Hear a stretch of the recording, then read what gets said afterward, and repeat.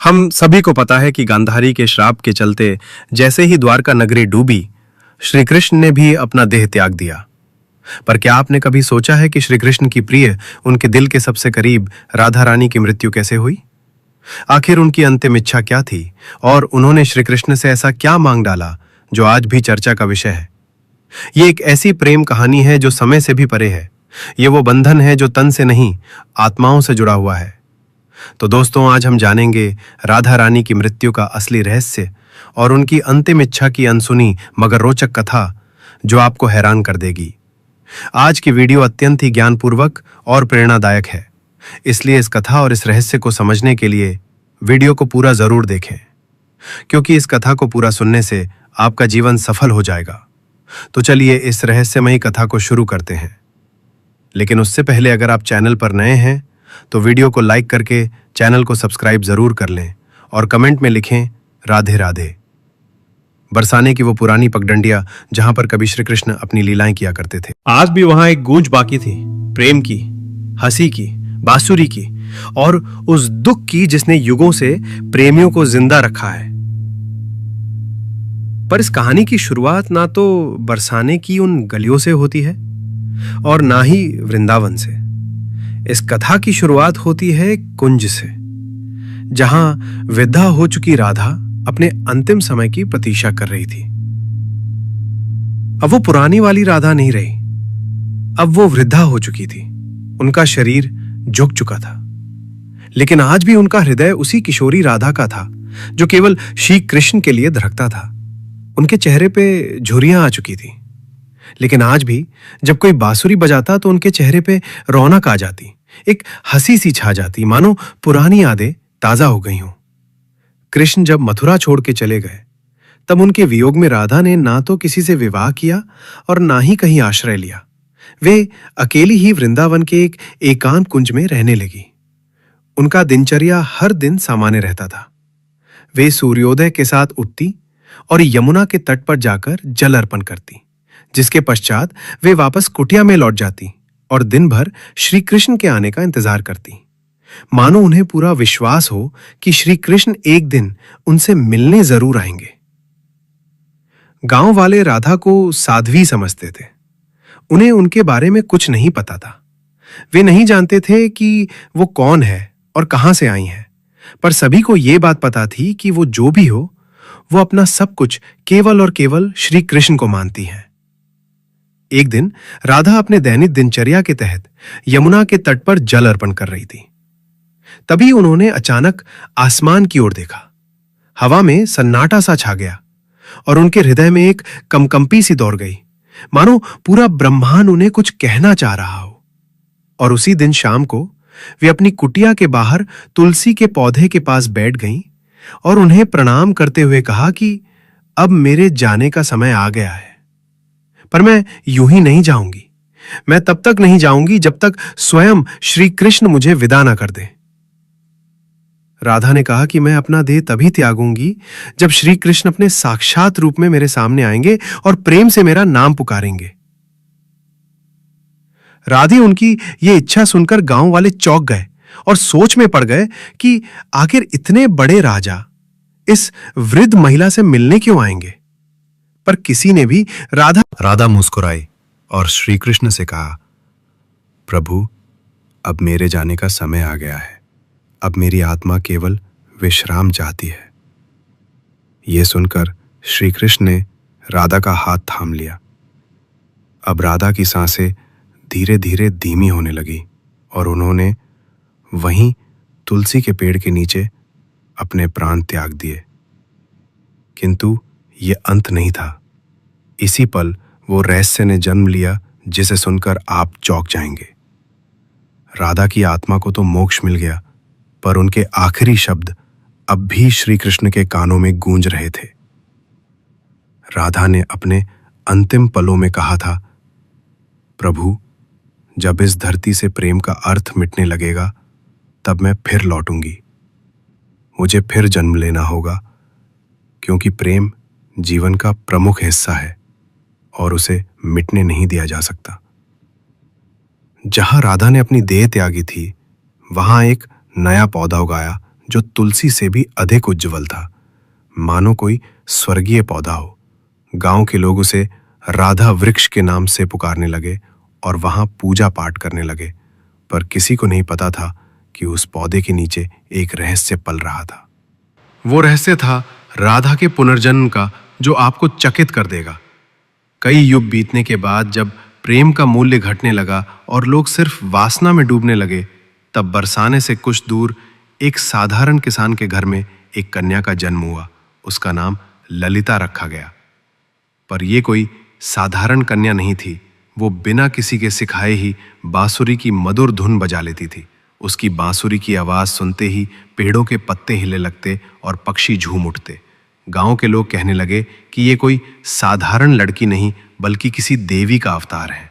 वे कहते कि इसे देखकर राधा की याद आ जाती है। ललिता जब 7 साल की हुई तो एक दिन वो यमुना के किनारे बैठी थी। उसी वक्त एक संत वहां से गुजरे। उन्होंने ललिता को देखा और जब उसकी आंखों में झांका तो वे मंत्रमुग्ध हो गए। उन्होंने कहा, वही आंखें, वही चंचल मुस्कान, राधा तुम लौट आई। ललिता को अक्सर सपने में एक सुंदर श्याम वर्ण पुरुष दिखाई देता, जो कोई और नहीं बल्कि श्री कृष्ण ही थे। वे कुछ नहीं बोलते, बस बांसुरी बजाते रहते। उस बांसुरी की धुन ललिता के दिल को छू जाती। एक दिन ललिता ने अपनी माँ से पूछा, माँ, ये प्रेम क्या होता है? माँ ने, आखिर क्यों से प्रेम और कृष्ण जैसे शब्द इतना आकर्षित करते हैं?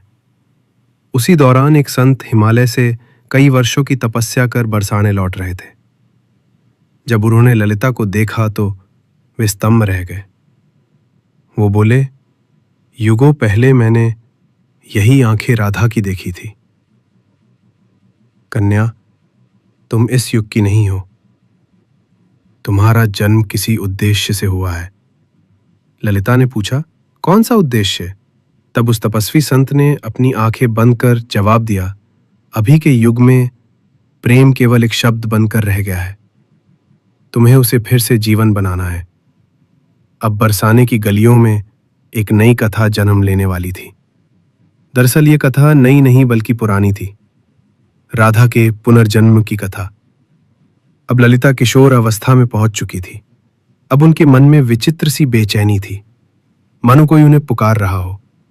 रातों में ललिता यमुना के तट पर अकेले बैठती और उस अज्ञात पुरुष की कल्पना करती जो उन्हें सपनों में दिखाई दिया करते थे।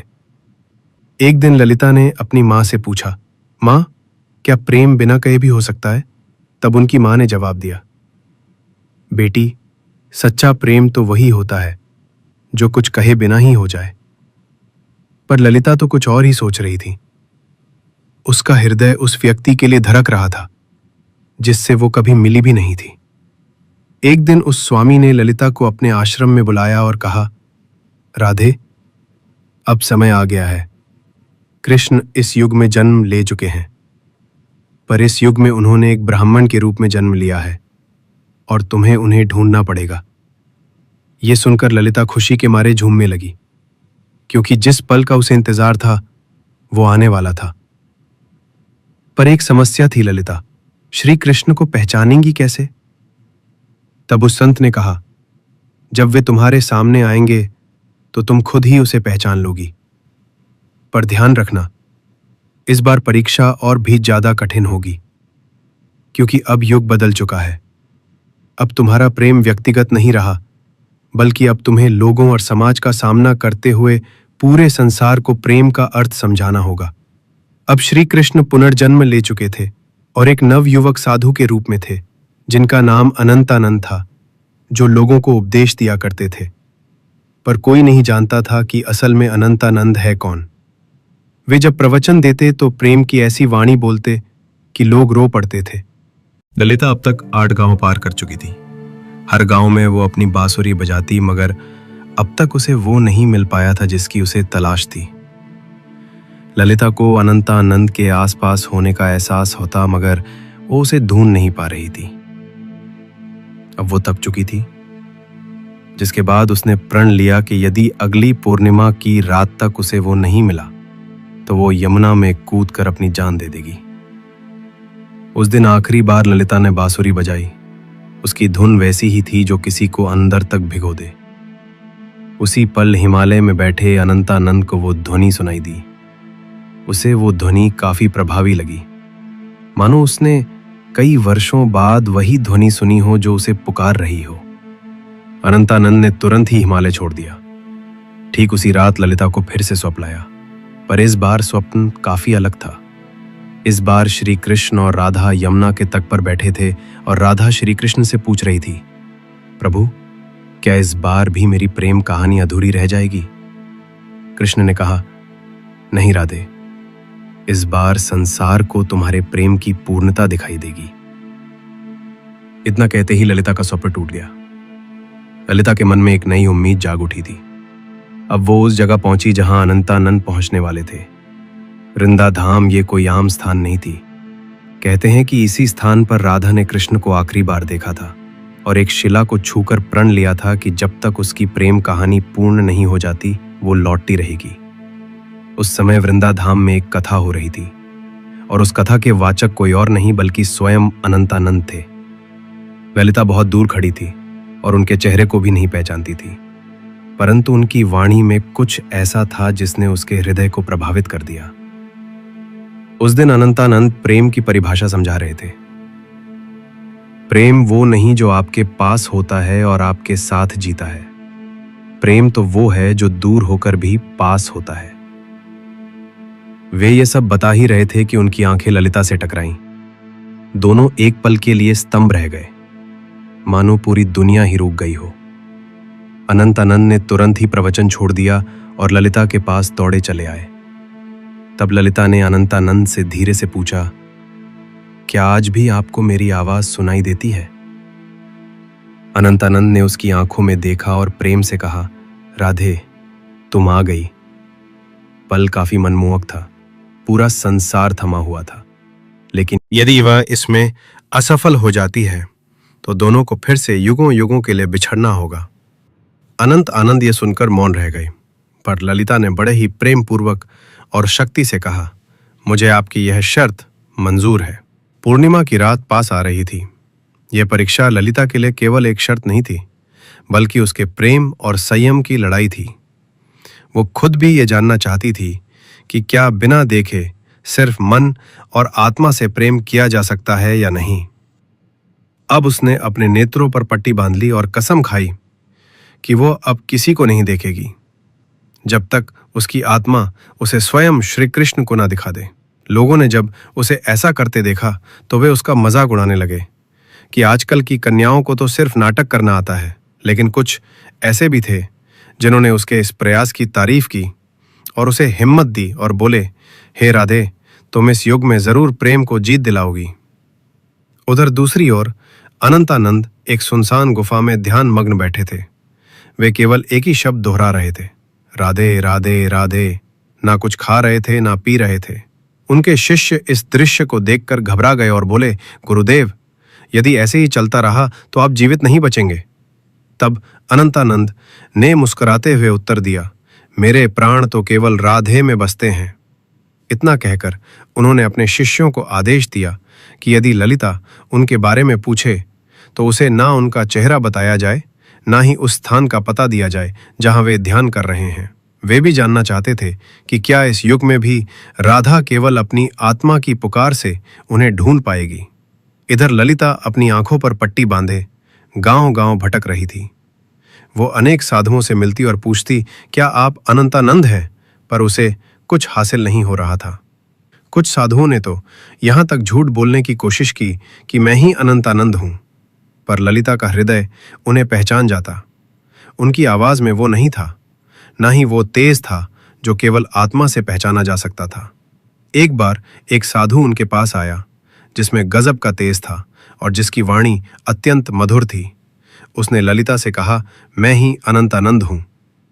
यह सुनकर ललिता एक पल के लिए डगमगा गई, पर तुरंत ही उसे एहसास हो गया और उसने उस साधु से कहा, आप में तेज तो काफी है, पर आप वो आत्मा नहीं है जिसकी मुझे तलाश है। उसी क्षण उस साधु ने अपना भेष बदल लिया। लेकिन अगर आपको ये कथा अच्छी लगी हो तो कृपया करके वीडियो को लाइक करें और चैनल को सब्सक्राइब कर लें। ये आपके लिए तो एक पल का काम है, पर इससे हमारी काफी मदद हो जाती है। धन्यवाद।